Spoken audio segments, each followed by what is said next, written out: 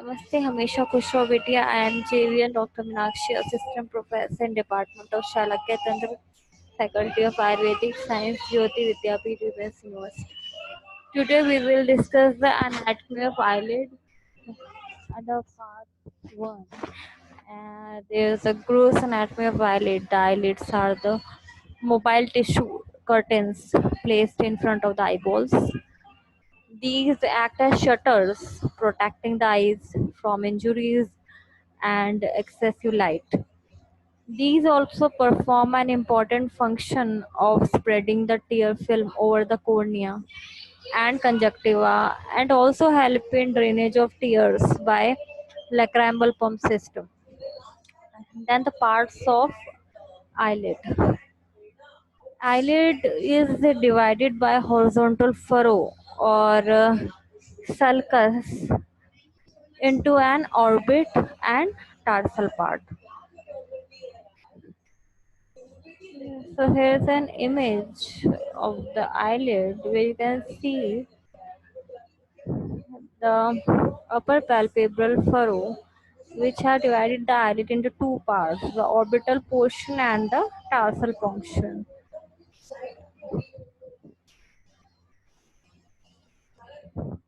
And just like that, there's a lower palpebral furrow. Then the position of lids. When the eye is open, the upper lid covers about 1/6 of the cornea and the lower lid just touches the limbus.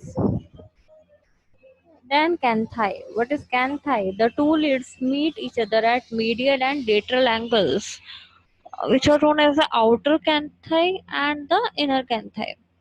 The medial canthus is about 2 millimeter higher than the lateral canthus.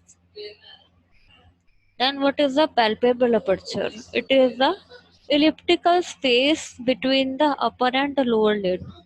When the eyes are open, it measures about 10 to 11 millimeter vertically in the center and about 28 to 30 millimeter horizontally. Then we comes to the lid margin. It is about 2 millimeter broad and is divided into two parts by the punctum. The medial lacrimal portion is rounded and it is devoid of lashes or glands.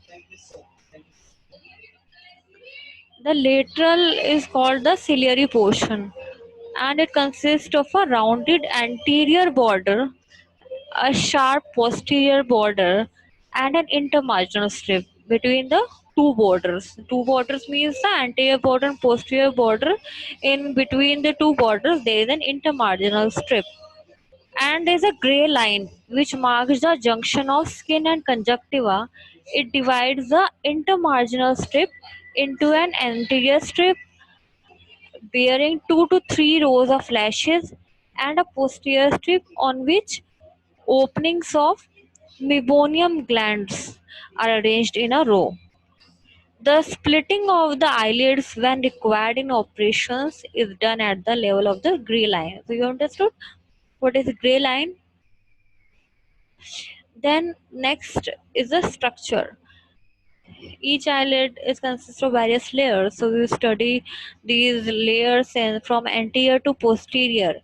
The first structure in the eyelid is the skin. The skin of eyelid is elastic, having a fine texture, and is the thinnest in the body.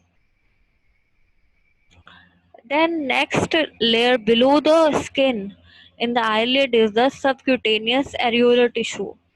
This subcutaneous areolar tissue is very loose and contains no fat. It is thus readily distended by edema or blood. Then the next structure will be discussed. Here's an image in which they have shown the structure of upper eyelid. In the lower side, there is the opening of meibomian gland, and at the root of hair follicle there is disease gland, and there is fat gland, marginal arcade, meibomian gland in the tarsal plate. gland of Wolfram, peripheral arcade, Mueller's muscle, levator, gland of Cross, fat, septum orbicularis, orbicularis oculi muscle.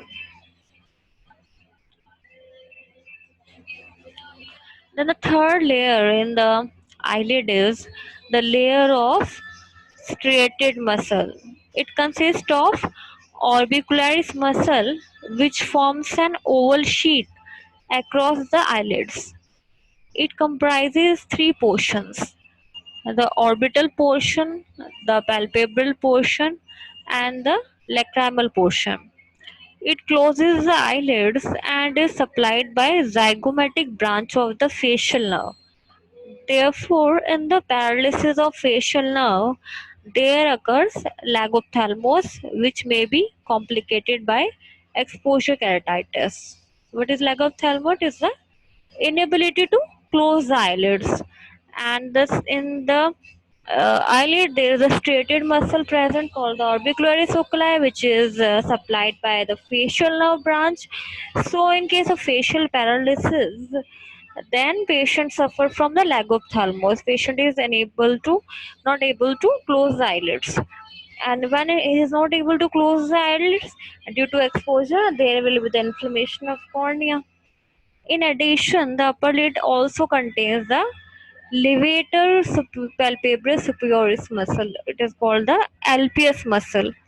It arises from the apex of the orbit and is inserted by three parts on the skin of lid, anterior surface of the tarsal plate, and conjunctiva of superior fornix. It raises the upper lid and it is supplied by a branch of oculomotor nerve. Then the fourth layer in the eyelid is the submuscular areolar tissue. It is a layer of loose connective tissue, and the nerves and vessels, these lie in this layer. Therefore, to anesthetize lids, injection is given in this plane of submuscular areolar tissue, which is supplied by the nerves. It is anesthetized by the injection. Then the next layer in the eyelid is fibrous layer. It is the framework of the lids and consists of two parts: the central tarsal part and the peripheral septum orbital. I will show that in the image. The tarsal plate. These are two plates of dense connective tissue, one for each lid. Means in each lid we have a plate of connective tissue which gives shape and firmness to the lids. This is a function of tarsal plate. It is present to shape and provide firmness to the lids. The upper and lower tarsal plate join with each other at medial and lateral canthus. These two plates will join at the two canthi and are attached to the orbital margins through medial and lateral palpebral ligaments. In the substance of the lateral plates lie the meibomian glands in the parallel rows. Therefore, the meibomian glands are called the tarsal glands because they are present in the tarsal plates. Then the in this image they have shown the tarsal plate and the septum orbital. Okay, in the inferior tarsus, superior tarsus, and on the both sides they have shown the lateral palpebral ligament and the medial palpebral ligament. So next part is the septum orbital, which is also called the palpebral fascia.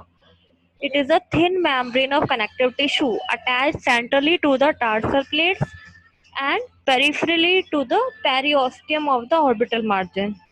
It is perforated by nerves, vessels, and a muscle called the levator palpebrae superioris, which enter the lids from the orbit.